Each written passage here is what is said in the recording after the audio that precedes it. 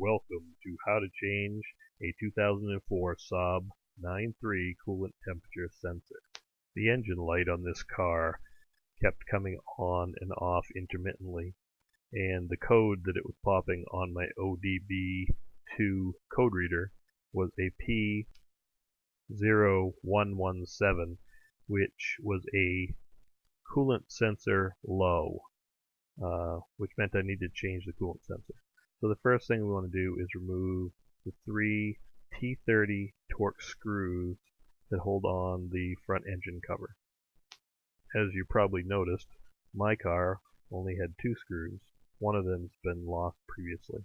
The next thing you want to do is unscrew the coolant tank reservoir cap to release any pressure. Here I'm pointing out the location of the coolant sensor. Mine had a blue wire connector, so what you need to do is push in the tab and pull straight up on the wire connector. Sometimes they come off a little hard, but you must make sure that you're pushing in the tab further enough. The sensor on this model is directly on top of the engine, under the cover, on the left hand side, and here is what it looks like. I'll zoom in so you can see. It's a brass color. Now you'll slide a 19mm deep well socket down over the connector. It was a snug fit, so I had to tap it a little bit to get it down over. And then I'm just loosening it up using my breaker bar. Once the old sensor is loose, you'll want to take the new sensor out of the box and install the new crush washer that should have come in the box with it. It's an aluminum crush washer.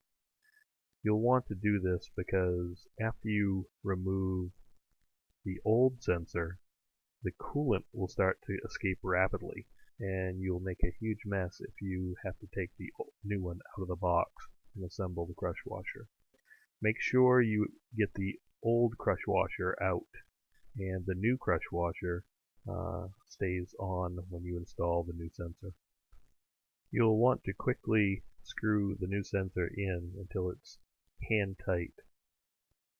Then you'll be using the 19mm deep well socket to tighten the sensor back up. You do not need to over tighten this, as the crush washer crushes and makes a seal pretty easily.